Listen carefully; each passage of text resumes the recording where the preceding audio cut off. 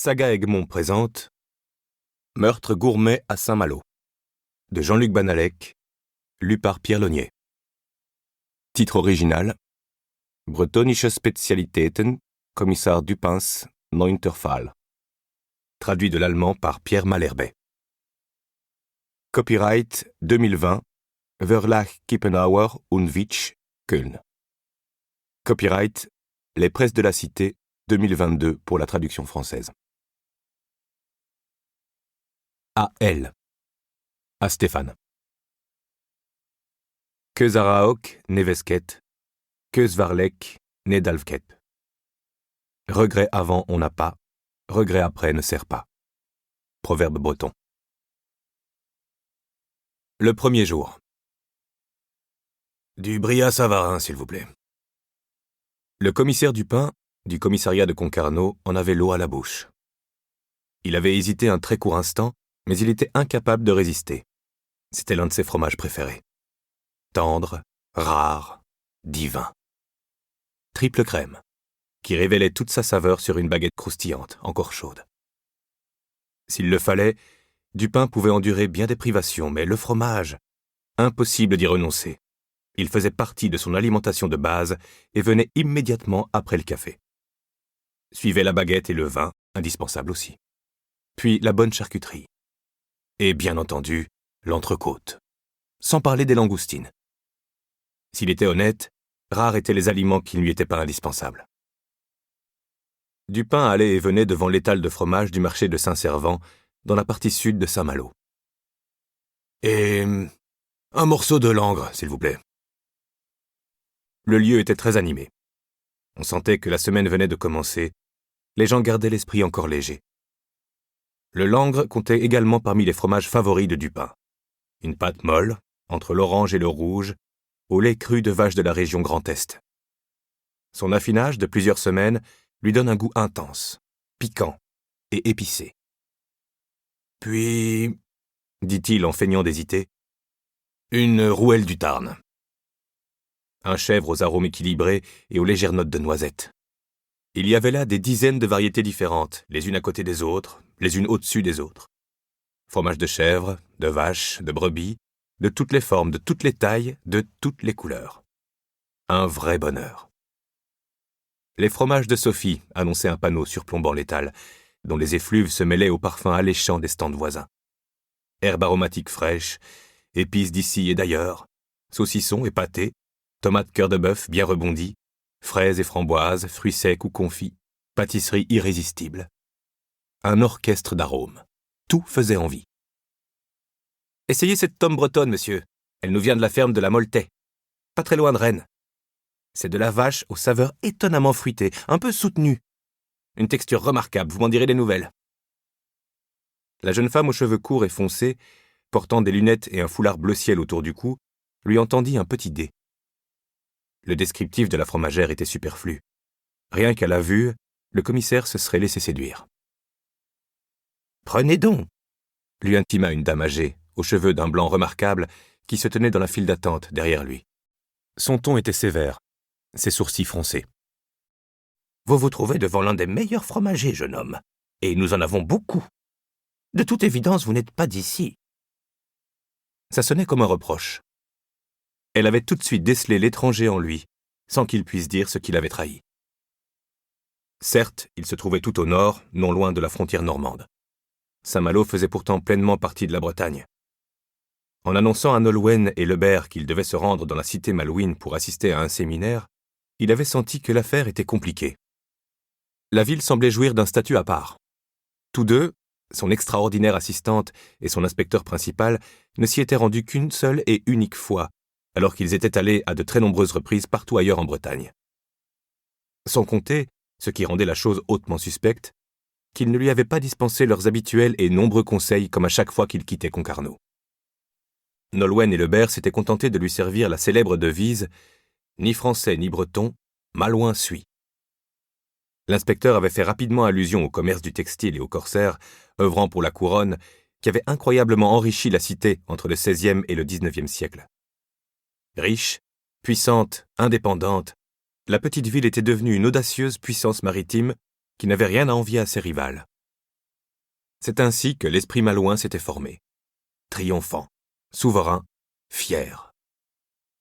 Pour les étrangers, dont faisaient partie Nolwenn et Lebert, c'était plutôt arrogant, hautain, prétentieux. Mais ce qui les hérissait le plus, c'était l'incroyable outrecuidance du malouin, revendiquer de n'être pas breton. À l'inverse, leur refus d'être français leur attirait la plus chaleureuse des sympathies en Bretagne. Leur rébellion contre toutes les formes de domination, leur amour inconditionnel de la liberté, leur détermination à préserver celle-ci quitte à en mourir, tout cela était si breton que Lebert, à la fin d'un exposé d'une brièveté inattendue, en était arrivé à un paradoxe osé. Saint-Malo, précisément par son refus d'être bretonne, était une ville tout ce qu'il y a de plus bretonne et même originellement bretonne. Puis il avait même consenti à une louange. La région était, il fallait bien l'admettre, le cœur gastronomique de la Bretagne. Un festin de Lucullus. Toute la région, pas seulement Saint-Malo, mais aussi Dinard et Cancale. Cet homme est affiné pendant 10 semaines avec des ingrédients secrets, expliquait la commerçante, ce qui tira Dupin de ses pensées. Les spécialités fromagères bretonnes ont de plus en plus de succès depuis quelques années. De jeunes artisans, notamment, proposent des affinages extraordinaires. Dupin était ravi de pouvoir ainsi goûter les produits. Selon lui, c'était indissociable de tout passage sur un marché. Le samedi matin, lorsqu'il quittait celui de Concarneau, il était généralement repu. Le commissaire aimait ces paradis culinaires dont l'abondance, la profusion, lui provoquaient un délicieux vertige. En contrepoint de cette richesse gastronomique, il y avait aussi les éventaires débordants d'ustensiles de cuisine, notamment de casseroles et de couteaux, et Dupin avait un faible pour les bonnes lames. Le marché de Saint-Servant était des plus remarquables, en raison de son emplacement au centre d'un quartier animé et du bâtiment qui l'abritait, construit dans les années 1920. Le sol était recouvert de grands carreaux beiges, des colonnes de briques couleur rouille ponctuaient les allées sur toute leur longueur, et des arcs métalliques, décoratifs, surplombaient les travées. Mais le plus impressionnant, c'était le nombre de vitres. Il y en avait partout, où techniquement il avait été possible de faire entrer la lumière. Quant aux encadrements des portes et des fenêtres, ils étaient peints en bleu canard. « J'en prendrais bien une grosse tranche, » dit Dupin qui se laissait tenter. « Et avec ceci ?» La fromagère souriait. « J'aurais par exemple… » « Non, merci, c'est très bien comme ça. » Il fallait se montrer raisonnable. En un tournement, les fromages furent pesés et tout aussi rapidement emballés dans un papier bleu clair siglé « Les fromages de Sophie ». Puis la jeune femme les tendit au commissaire, qui affichait un air proche du ravissement. Il savait que ce n'était pas une bonne idée d'acheter autant de fromage. D'acheter du fromage tout court, d'ailleurs.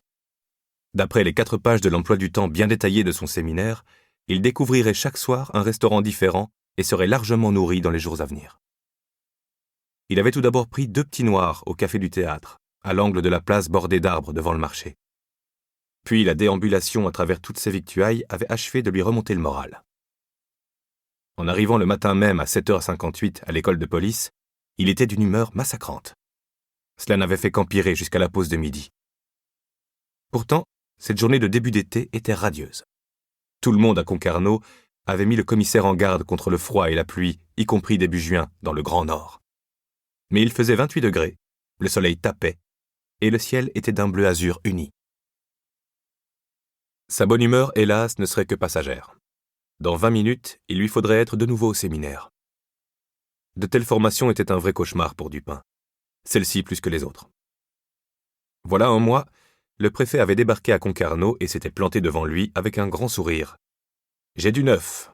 Un grand honneur pour vous, commissaire. » Il n'avait pas compris ce qu'il lui voulait, mais avait immédiatement ressenti de l'appréhension, à juste titre.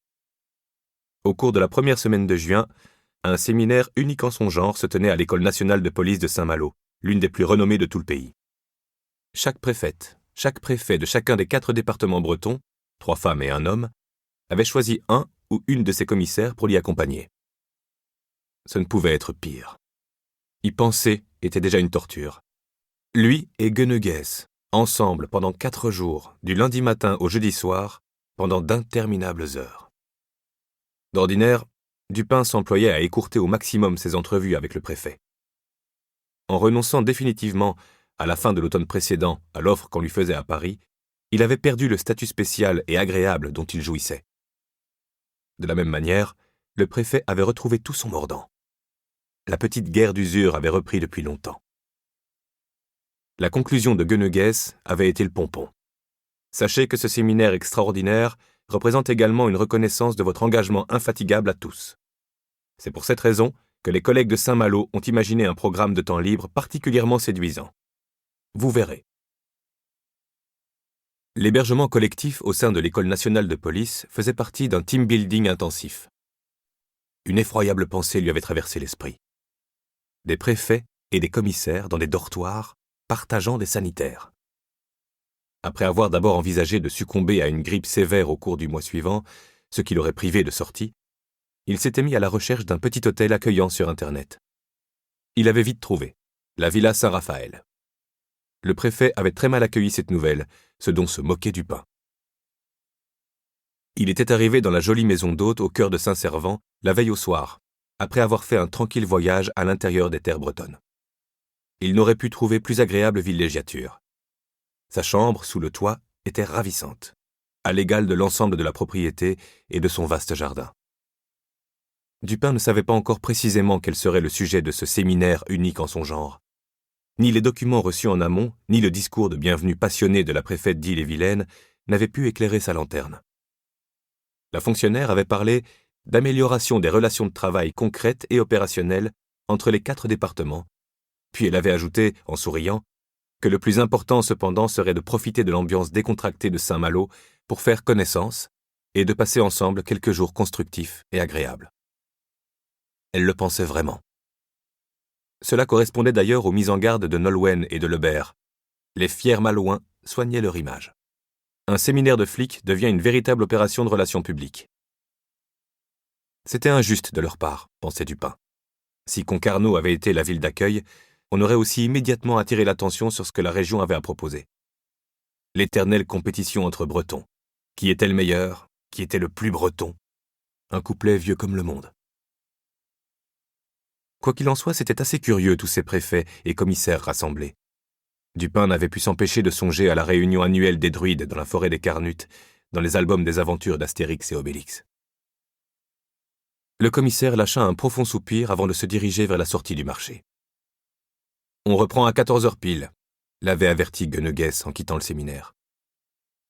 Il n'était pas loin de l'école, qui était une sorte de petit village. 4 hectares, leur avait dit la préfète, idéalement situés, non loin de la vieille ville et de ces fameux remparts connus dans le monde entier. Le regard du commissaire s'arrêta sur un étal où les charcuteries paraissaient délicieuses. Des saucisses bretonnes, du jambon cru, cuit ou fumé. « Puis-je vous aider » l'interpella un charcutier. Des cris stridents l'interrompirent, juste à côté, à quelques mètres tout au plus. Des râles horribles, de douleur. Le commissaire se tourna aussitôt. À droite, un imposant stand d'épices. Tout au bord du stand, à côté d'une des colonnes, se produisait quelque chose. Les cris cessèrent d'un coup, remplacés par des voix paniquées. Dupin se dirigea à la hâte vers la scène, prêt à intervenir, les muscles bandés. Le chaos. Des badauds regardaient, hagards ou partaient en courant. 2 femmes hurlaient, de la peur sur le visage. Elles se turent d'un coup. Sur le carrelage étincelant, une femme étendue sur le côté droit, recroquevillée, inerte. Son chemisier de lin blanc s'était coloré de rouge au niveau de la poitrine. On distinguait des déchirures dans l'étoffe. Et, le plus macabre, un couteau planté en plein cœur. Dupin se retrouva aussitôt à ses côtés. Il s'agenouilla, posa son oreille contre sa bouche, lui prit le pouls au poignet, puis à la carotide. Il attrapa son portable dans une poche de son jean, appuya sur quelques touches, passant dans l'instant en mode professionnel. « Commissaire Dupin, envoyez-moi immédiatement une ambulance au marché de Saint-Servant. Je suis au grand stand d'épices, pas loin de la sortie. On a poignardé une femme, elle est inconsciente. Coup de lame au niveau du cœur. » Il regarda rapidement alentour, et son regard tomba sur l'étal de couteaux devant lequel il venait de passer. « Un couteau de cuisine. Il est encore dans la blessure. Et... envoyez la police. » Dupin peinait à sentir le pouls, très faible. « Un médecin! Y a-t-il un médecin ?» lança-t-il aussi fort qu'il pouvait, toujours accroupi. « Je suis de la police. Cette femme est grièvement blessée. » Quelques curieux s'étaient attroupés autour de lui, mais personne ne faisait mine de vouloir l'aider. Dupin avait un mauvais pressentiment. plus un son ne sortait de la bouche de la victime. « Elle est partie dans cette direction, la femme qui a fait ça. » Une jeune fille qui pouvait avoir 12 ou 13 ans s'était approchée du commissaire et montrait la sortie. « Elle vient de passer par là, puis à gauche. » Le commissaire se releva. « C'est vrai. » Sans doute sa mère, âgée d'une quarantaine d'années, aux cheveux courts, qui s'approchait à son tour, poursuivant. « Les deux femmes se sont disputées, puis l'une a poignardé l'autre, tout est allé très vite. Elle a pris un couteau sur le stand d'à côté. Elles étaient toutes les deux près de la colonne. J'ai tout vu du coin de l'œil. Allez-y, rattrapez-la !» Il hésita. Il ne pouvait laisser la victime ainsi. « Je m'occupe d'elle, je suis institutrice et secouriste à l'école. » Elle se pencha au-dessus de la victime. Le commissaire bondit. La police et les secours allaient arriver d'un moment à l'autre. Il n'était pas armé. Grossière erreur. Il courait. Il atteignait déjà la sortie, dans la rue Georges Clemenceau. Il aperçut une femme qui s'éloignait à grandes enjambées tout en jetant des coups d'œil nerveux autour d'elle. Il accéléra. Une fois au bout de la rue, il avait déjà gagné quelques mètres sur elle. La fugitive prit à gauche, rue de Siam. Par malchance, le commissaire n'avait qu'une vague idée du plan de la ville, mais il avait le sentiment que la mer n'était pas loin. Le port de Plaisance devait se trouver à proximité. Il y était passé la veille. La femme traversa.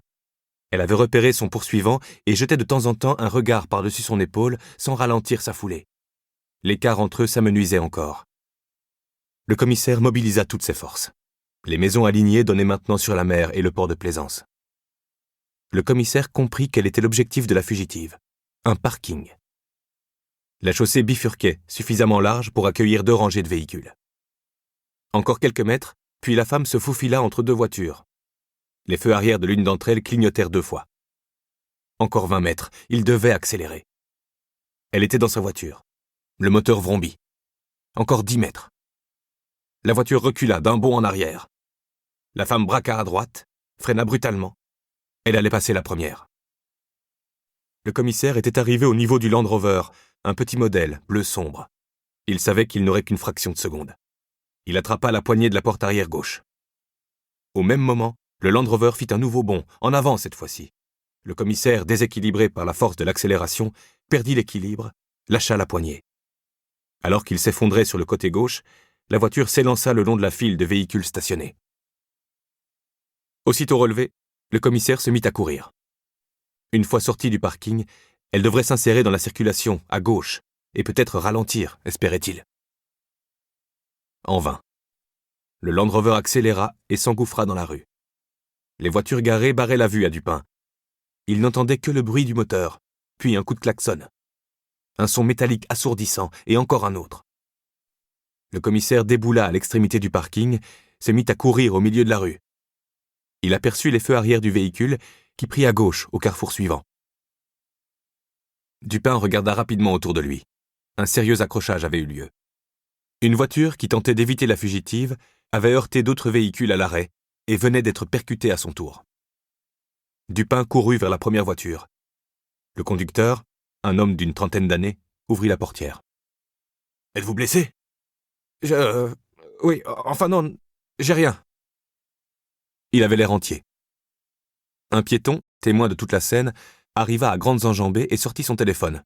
« J'appelle les secours !» Les voitures arrivant en face s'étaient également arrêtées. Certains chauffeurs descendaient pour porter assistance. Dupin se dirigea vers une petite Peugeot dont la carrosserie arborait des bandes colorées, comme les voitures de rallye. Le conducteur, un jeune homme aux cheveux courts, regarda le commissaire par la vitre baissée. « Commissaire Dupin, » se présenta-t-il. « Il me faut votre véhicule. » L'homme mit un temps à comprendre ce que Dupin voulait dire. L'attitude, le regard et le ton du commissaire attestaient pourtant du sérieux de sa demande. « Descendez !» C'était une sommation, pas une invitation. Le jeune homme lui lança un regard furtif avant d'obtempérer. Dupin prit place dans la voiture. « Et comment je la récupère ?» Le commissaire était déjà au volant. « Passez la prendre un peu plus tard à l'école de police. » Dupin referma la portière et démarra dans un crissement assourdissant, à percer les tympans. Ce n'était pas pour rien que les voyous étaient si friands de ces cylindrées. Au bout de la rue, il prit à gauche. Un dédale de ruelles. Nulle trace du Land Rover. Dupin partit du principe que la fugitive devait privilégier les axes principaux. Il emprunta la rue la plus large. Au bout de 100 mètres, un virage à gauche, puis tout droit. Devant lui se trouvaient 2 autres voitures qu'il doubla sans difficulté. La petite Peugeot se manœuvrait avec une facilité déconcertante. Peu après, le commissaire se retrouva sur un important boulevard. Il prit spontanément à l'opposé de la ville. Ce qu'il venait de faire n'avait probablement aucun sens, mais ça valait mieux à ses yeux qu'une défaite par abandon. Il se dirigea vers un carrefour au milieu duquel se dressaient de grands arbres. L'heure n'était plus au dépassement hasardeux. De l'autre côté du carrefour, la voie était plus large encore. Dupin freina. Un embouteillage. « Oh, super !» lâcha-t-il. Aucune trace d'un Land Rover bleu sombre. L'imposant car scolaire, à quelques voitures de là, pouvait le dissimuler. La circulation s'écoulait doucement, jusqu'à un autre carrefour. Puis un panneau annonça la N176, une 4 voies, l'autoroute bretonne. Le bouchon prit subitement fin, sans qu'on sache bien pourquoi. En un clin d'œil, la Peugeot monta à 120 km/h. Dupin devrait très prochainement se décider. Vers le Mont-Saint-Michel et la Normandie, donc vers l'est, ou vers Saint-Brieuc, c'est-à-dire vers l'ouest. Bon sang!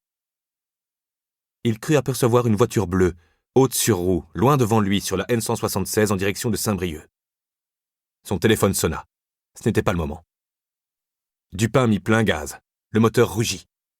La nationale décrivait une légère courbe permettant au commissaire d'apercevoir plus précisément la voiture prise en chasse. Aucun doute, c'était bien le Land Rover.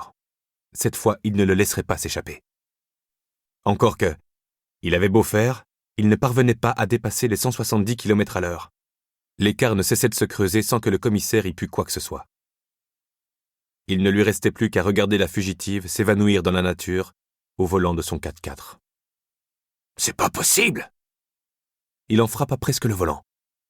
Elle l'avait battu. « Quelle merde !» La sonnerie de son portable retentit de nouveau. Il l'attrapa de la main droite.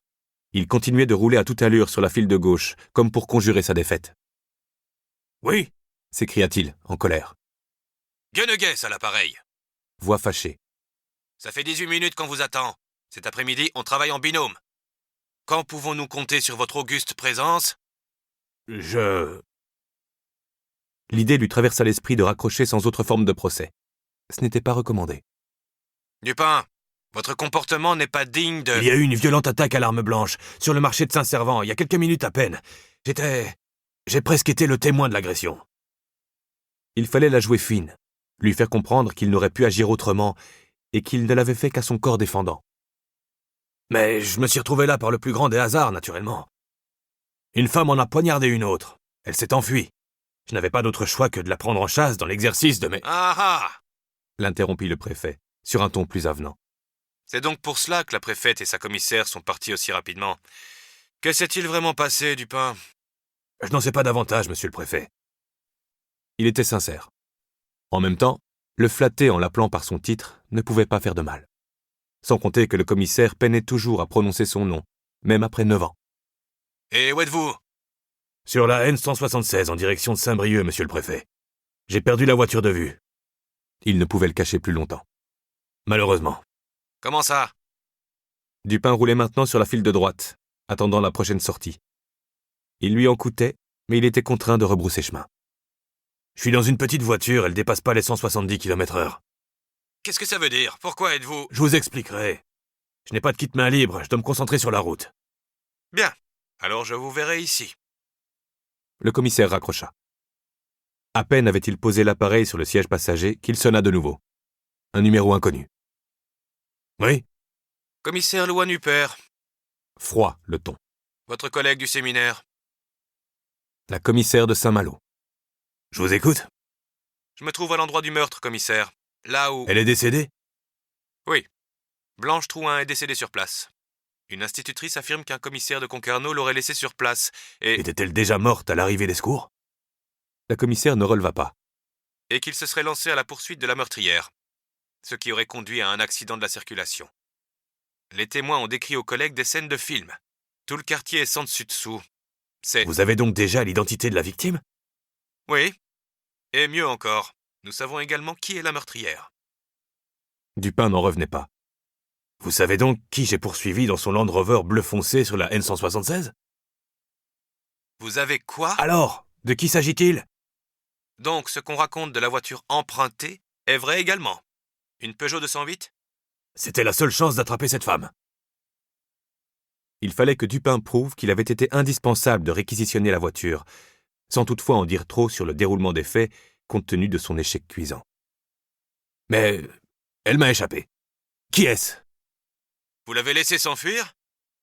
Ma voiture n'était pas assez puissante. Vous connaissez la victime et sa meurtrière? Direction Saint-Brieuc ou Normandie? Saint-Brieuc. Où vous a-t-elle semé approximativement? Au niveau de la sortie en direction de Quai-Vert, en gros. Bien. La victime, Blanche Trouin, répondit enfin la fonctionnaire, est une chef renommée, propriétaire d'un restaurant à Dinard, Le Désir. 1 étoile au guide Michelin. 44 ans. Et la meurtrière? Lucille Trouin. Pardon? Dupin avait dû mal entendre. Sa sœur, 2 ans plus jeune, chef également. Son restaurant se trouve à Saint-Malo. Aucune étoile, mais ça ne saurait tarder. Dupin laissa s'installer un silence. Cette histoire semblait bien étrange. Il avait quitté la 4 voies. Vous savez que vous n'aviez aucune compétence pour faire ce que vous avez fait? Ce n'était même pas une question rhétorique, rien de plus qu'un simple constat. J'en suis bien conscient. Se montrer aimable semblait la chose à faire, en cet instant précis. Mais je voulais aider. Je me suis trouvé sur les lieux par hasard et... Un solide argument venait de lui traverser l'esprit. Notre séminaire ne porte-t-il pas précisément sur l'intensification de notre collaboration? C'est pour cette raison que j'ai agi de la sorte. Là, clairement, il exagérait. Savez-vous, poursuivit-il en changeant de sujet, ce qui s'est passé au marché? Y a-t-il des indices qui expliqueraient son geste? Dupin. Ni commissaire, ni monsieur, rien.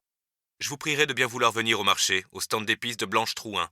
On s'y retrouve dans quelques minutes. L'étal devant lequel ça s'est passé était celui de la victime? La commissaire avait raccroché. En tout cas, compte tenu de ce qui lui était reproché, la conversation ne s'était pas trop mal déroulée. Il atteignit un grand carrefour. Il semblait y en avoir des centaines autour de la ville. Chercha sa route. Il lui fallait prendre l'itinéraire le plus rapide pour regagner Saint-Servant. Quelle drôle d'histoire. Certes, les homicides au sein du cercle familial sont de loin les plus fréquents. Mais que s'était-il passé entre les deux sœurs? Quelle sinistre tragédie avait pu conduire à ce geste? À peine 10 minutes plus tard, Dupin garait la voiture sur le parking du port de Plaisance, pas loin de l'endroit où avait stationné le Land Rover. Le commissaire compta 5 patrouilles, sirènes hurlantes, qui partaient à la poursuite de la meurtrière. Il pénétra dans le marché, atteignit l'étal aux épices. Des parfums puissants l'accueillirent. Coriandre, gingembre, cardamome, cumin et aussi curry. Les travées étaient bouclés, les marchands avaient dû abandonner leur commerce. Sur la scène de crime, un groupe s'était formé. Au moins une douzaine de policiers, des fonctionnaires de la police technique et scientifique, des secouristes, dont les 2 ambulances étaient garées devant l'entrée, le légiste qui semblait attendre, l'air un peu perdu, à côté du corps. À l'extrémité du cercle, Dupin aperçut l'institutrice et sa fille, prises en charge par un policier. La commissaire Rupert se tenait un peu à l'écart, elle parlait avec un secouriste. Elle était très grande, presque autant que Dupin. Mince, des cheveux châtains coiffés en une tresse, des yeux verts remarquablement vifs.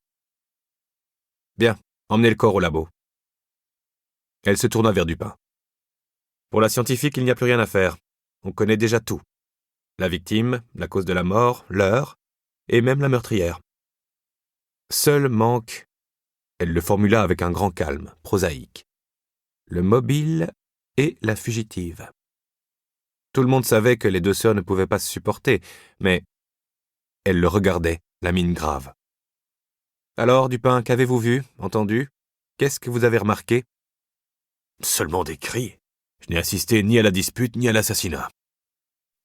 Le commissaire récapitula ce qui s'était passé en quelques phrases concises, depuis le premier cri de douleur jusqu'à la poursuite, à pied d'abord, puis en voiture. Sa collègue l'écoutait attentivement. « La secouriste, » continua Dupin en faisant un signe de tête dans sa direction, « m'a remplacé ici. »« Je sais. Blanche Trouin n'avait aucune chance. À l'arrivée des secours, elle était déjà décédée. » Le téléphone du commissaire sonna sur la dernière syllabe. Nolwenn. « Un instant, je reviens tout de suite. » Avant que sa collègue ait pu dire quoi que ce soit, il s'était éloigné. Il murmura « Ce n'est pas le meilleur moment. »« C'était vous ? Quoi ? Cette course-poursuite sur la N176 ? Je n'ai fait que... » Sans doute en avait-elle eu vent sur les fréquences réservées à la police. On avait lancé un avis de recherche pour le Land Rover. Toutes les forces de l'ordre de Bretagne étaient maintenant sur ses traces. Et vous l'avez laissé filer ? Il n'était pas rare que son assistante lui fasse des critiques. Mais cette fois, elle semblait particulièrement acerbe. Je n'ai qu'un conseil à vous donner, poursuivit-elle énergiquement. Tenez-vous loin de tout ça, commissaire. C'est du ressort de Saint-Malo. Ils savent tout mieux que tout le monde, et ça ne fonctionne pas de la même manière là-bas. Jamais encore sa formidable assistante n'avait exigé de lui qu'il se tienne en dehors d'une affaire. Ses sentiments à l'égard de la cité corsaire semblaient fortement l'influencer. « Je suis précisément avec la commissaire, Nolwenn, sur les lieux du crime. » « N'y mettez pas le doigt, commissaire, vous aurez des ennuis. Concentrez-vous sur le séminaire et revenez vite chez nous. » Elle conclut sur une parole d'apaisement. « Ou concentrez-vous sur la nourriture. Vous avez quelques beaux dîners au programme. »« Je dois vous laisser, Nolwenn. » Il attendit un peu avant de raccrocher, pour ne pas paraître rustre. « À bientôt, commissaire. » Bien sûr qu'elle avait raison. S'il s'immisçait dans cette affaire, il s'exposait à des problèmes considérables. Tout en téléphonant, il avait cherché du regard le sac en papier bleu clair avec ses fromages. En vain. Il retourna vers sa collègue, qui ne l'avait pas lâché des yeux. « Mon assistante à Concarneau. »« Nolwenn. » Un peu de fierté lui revint, du coup. La renommée de la policière l'avait précédée. « Que voulez-vous dire précisément lorsque vous affirmez que les deux sœurs ne pouvaient pas se supporter ?»« Disons qu'elles manifestaient une forte animosité l'une vis-à-vis de l'autre, y compris en public. C'était une rivalité ouverte. » Ça devait être bien plus que de la rivalité habituelle entre sœurs. Tous les membres d'une fratrie sont en concurrence, mais pour en arriver à de telles extrémités, il faut un élément déclencheur sacrément puissant. « C'est certain, » fit la commissaire d'un ton sec. Elle semblait dire « banale déduction ». « Leur connaissait-on de la famille, des relations, des enfants ?» Aucune n'avait d'enfants. Les parents sont décédés. La plus âgée était mariée. Je me rends chez son époux maintenant. La plus jeune a une relation suivie. J'irai voir son compagnon tout à l'heure. Rapportez la voiture que vous avez empruntée. Apparemment, elle semblait vouloir officier seule. À l'école de police, comme vous en avez fait la promesse à son propriétaire, puis retourner au séminaire. Ça n'avait pas l'air d'une provocation. Il n'y avait pas la moindre pointe d'ironie dans sa voix. Quant à moi, je n'aurai plus le loisir d'y assister, continua-t-elle en se détournant de Dupin. C'est bien regrettable. Il faillit riposter énergiquement. Cependant, l'enquête relevait bel et bien de la commissaire de Saint-Malo, quoi qu'il puisse en dire. C'est donc elle qui échapperait au séminaire, ce qui lui restait en travers de la gorge. À 15h15, Dupin avait regagné la salle B12 du bâtiment principal de l'École nationale de police.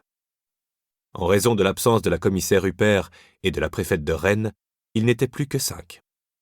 La commissaire du Morbihan avait dû annuler sa participation à la dernière minute à cause d'un accident de bateau. C'est pourtant elle que le commissaire Dupin aurait souhaité connaître davantage. Elle succédait à Sylvaine Rose, qui avait été nommée préfète du département de Loire-Atlantique, lequel, s'il faisait historiquement partie de la Bretagne, en avait été soustrait lors du démembrement de la fin du XVIIIe siècle. Personne n'avait soufflé mot de l'affaire. À l'arrivée de Dupin, on avait constitué les binômes. Il s'était retrouvé avec le commissaire des Côtes-d'Armor, à l'air plutôt débonnaire. Il devait inscrire sur des cartes de couleur les points d'amélioration de la coopération entre les départements, ainsi que les leviers sur lesquels agir pour optimiser la collaboration entre préfets et commissaires. Il hésitait. Allait-il noircir des dizaines de cartes ou aucune ? Il ne parvenait pas à arracher ses pensées de l'horrible meurtre du marché et des deux sœurs. Il avait consulté sous la table son smartphone au sujet des sœurs Trouin et de leur restaurant. C'était impressionnant, notamment dans le cas de Blanche, la victime. Une véritable vedette. Depuis sa première étoile, décernée voilà 2 ans, elle était sur le point de figurer au rang des plus grands chefs, aussi célèbres que des artistes, parmi lesquels on ne comptait guère de femmes. Le nombre d'entretiens qu'elle avait donnés ou de portraits qui lui étaient consacrés dans les journaux ou les magazines en France comme à l'international était tout bonnement stupéfiant. Il en allait quasiment de même pour la cadette.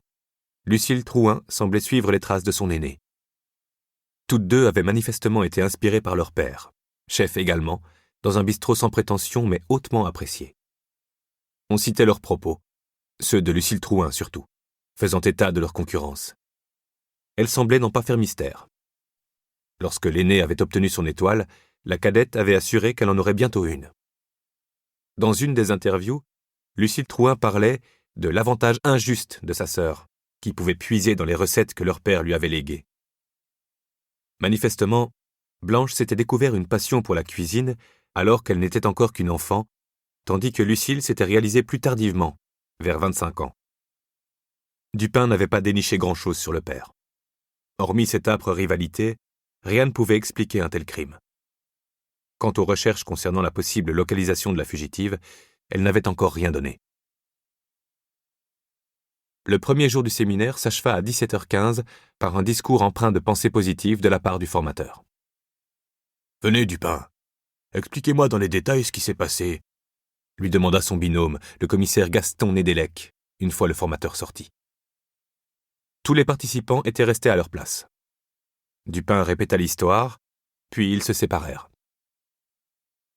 À 18h30, la team, il n'avait que ce mot-là à la bouche, devait se retrouver à la porte Saint-Louis, dans la vieille ville, pour une visite guidée. Bien entendu, Dupin s'était demandé s'il pouvait y échapper. Puis s'était ravisé. Ce n'était pas très judicieux de faire faux bond dès le premier soir. Il arriva au rendez-vous avec quelques minutes de retard. À pas rapide, il rejoignit la porte sud, l'une des 8 imposantes portes fortifiées qui permettaient d'entrer dans la vieille ville. De fortes bourrasques, chargées de sel et d'iode, soufflaient depuis la mer. On les voyait fouetter la Manche, pousser de grandes vagues devant elles. Le ciel restait d'un bleu immaculé. À gauche se trouvait une imposante jetée. Elle partait d'un coin des fortifications de la ville pour s'enfoncer loin dans l'embouchure de la Rance en décrivant une élégante avancée vers Dinard. La haute saison n'avait pas encore commencé, mais les touristes étaient déjà là. Saint-Malo était une destination prisée tout au long de l'année, essentiellement pour de courts séjours. Les digues permettent de distinguer les Bretons des touristes. Les mêmes scènes se jouent dans toute la Bretagne. Les estivants s'aventurent jusqu'à leur extrémité pour profiter de la vue spectaculaire sur les flots mugissants. Alors, poussés par des bourrasques, les lames se brisent violemment contre les ouvrages, formant de hautes fontaines jaillissant de nuages d'écume. Le spectacle de la nature se transforme en une bonne douche pour les aventuriers. Qu'importe la manière dont ils sont habillés, ils finissent trempés de la tête aux pieds. Dupin en observa 2 qui criaient et s'enfuyaient en courant. La team s'était rassemblée sous la porte, à l'abri du vent. Gueneguès, à qui l'uniforme donnait l'occasion de se pavaner, ne put se retenir de fanfaronner. « Et bien entendu, c'est vous qu'on attend, commissaire. » Cet aimable monsieur, il désigna un homme trapu, aux cheveux rares et aux lunettes rondes, portant une veste en tweed vieillotte. « Va nous faire visiter les fortifications. Le célèbre tour des remparts. Il nous donnera des explications sur la ville et... » Une femme sèche, que Dupin n'avait pas encore remarquée et qui ne faisait pas partie de la team, s'éclaircit la gorge et intervint. « Il s'agit d'Étienne Monnier, le célèbre historien de la ville de Saint-Malo. » L'homme opina du chef. « Et nous aurons le privilège de le suivre à travers les étapes de l'histoire glorieuse de la ville. »« C'est une assistante de la commissaire Huppert, » chuchota le commissaire Nédélec à Dupin. « Elle représente notre hôte. Sachez aussi qu'il n'y a rien de neuf concernant la traque de Lucille Trouin. Je viens de lui demander. Cette dame serait au courant, je pense. » Dupin acquiesça d'un signe de tête. « Maintenant que nous sommes au complet, » poursuivit l'assistante, « nous allons pouvoir entamer le programme de la soirée. Nous terminerons la visite de la ville par la maison du beurre de Jean-Yves Bordier, artisan dont la réputation n'est plus à faire et maintes fois récompensé. Nous aurons un aperçu de l'histoire culturelle du beurre et nous pourrons dîner dans son bistrot autour du beurre. » Dupin avait une faim de loup. Il n'avait rien mangé d'autre que le gâteau fait maison, servi pour le petit déjeuner à la Villa Saint-Raphaël. Il connaissait le beurre Bordier. La crèmerie était légendaire. Le beurre en Bretagne est un emblème. « J'aimerais vous assurer, » elle marqua une pause, ménageant ses effets, « que nous avons concocté un emploi du temps aux petits oignons Et ce, grâce à notre préfète. Vous allez découvrir quelques-unes de nos incontournables spécialités gastronomiques. Certains de nos chefs sont parmi les plus doués des environs, de toute la Bretagne même. Bientôt, vous pourrez pousser leurs portes. » Elle s'interrompit un instant, la mine grave. « Malheureusement, l'établissement de Blanche Trouin est fermé jusqu'à nouvel ordre, et nous avons dû annuler notre passage à la Noblesse, le restaurant de Lucille Trouin. » On la sentait mal à l'aise. « Quoi qu'il en soit, le reste de notre programme vous donnera un aperçu des spécialités malouines.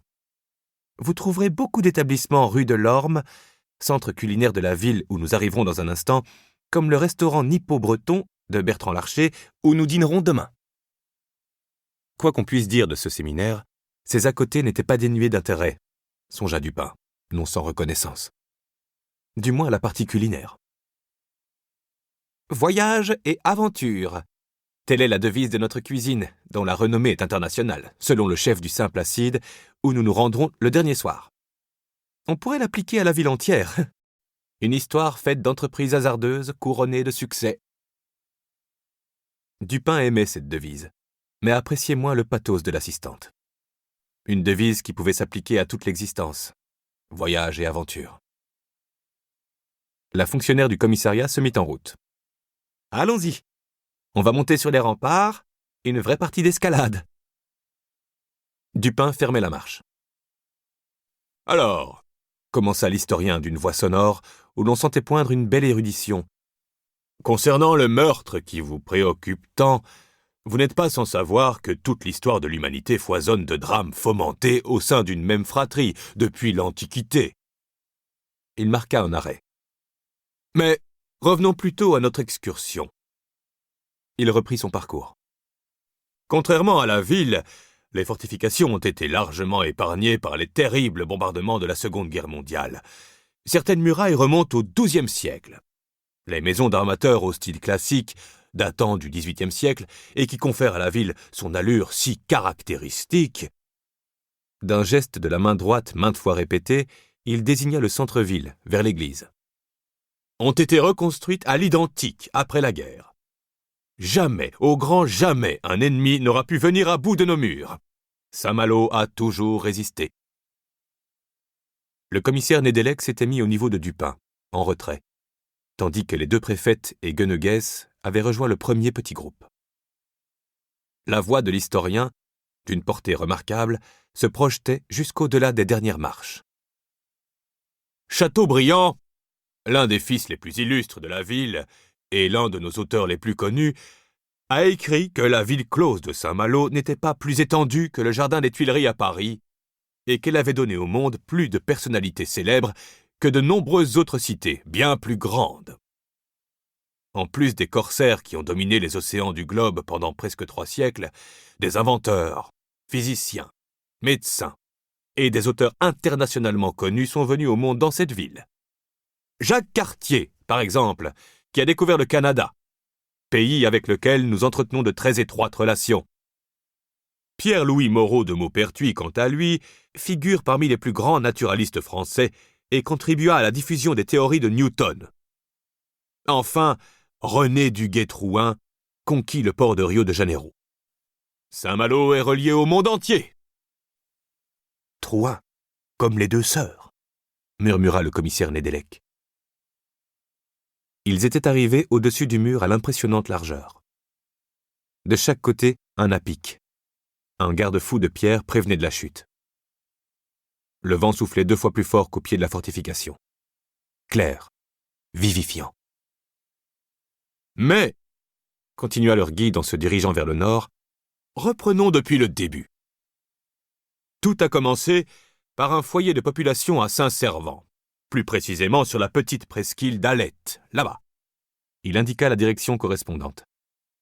Au cours du 1er siècle avant Jésus-Christ, les Celtes s'y rassemblèrent, et ce qui n'était alors qu'un point de convergence devint une petite ville après la conquête de la Gaule. Depuis le début, en effet, il n'avait pas menti. Sans se faire remarquer, Dupin s'était légèrement éloigné. C'était bien assez. Le vent l'empêchait d'entendre et de se laisser aller à la contemplation du paysage. Cette lumière fascinante, ces couleurs, la côte d'Émeraude. Il se doutait qu'il y avait une bonne raison d'avoir donné ce nom poétique à la bande côtière qui relie le cap Fréhel à Cancale, mais il n'aurait pu imaginer à quel point cela correspondait à la réalité. La mer démontée, couronnée d'une écume étincelante, scintillait de reflets couleur d'émeraude. Des tons plus clairs vers le rivage, des taches plus sombres et énigmatiques à l'horizon. Au pied des imposantes murailles s'étirait une plage d'un blanc aveuglant. Les vagues qui s'y fracassaient faisaient tourbillonner le sable, et des myriades de grains brillaient dans les eaux tourmentées. On apercevait plusieurs îlots, dont les teintes, anthracites, marron et vert, se combinaient en touches impressionnistes. Sur une île de plus grande taille s'élevait, solitaire, battue par les flots, une forteresse téméraire. En face, Dinard, dont on apercevait quelques-unes des imposantes villas. Au-delà, vers l'ouest, le regard portait jusqu'au cap Fréhel, qui s'enfonçait, majestueux, très loin dans la mer. Le panorama, les couleurs envoûtantes, comme les puissantes bourrasques sous le soleil du soir qui rayonnait de mille feux, tout cela était enivrant. Dupin se fit violence pour rejoindre le groupe.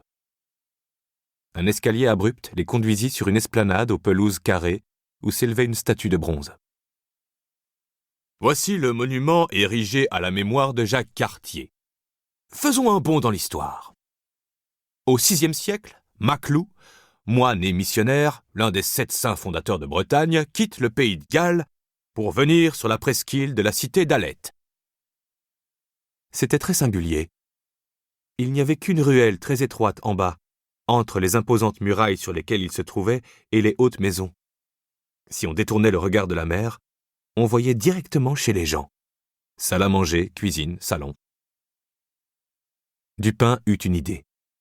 La propriétaire de la villa Saint-Raphaël où il était descendu était originaire de Saint-Malo, et il y avait fort à parier qu'elle aurait des informations à lui donner sur les 2 sœurs.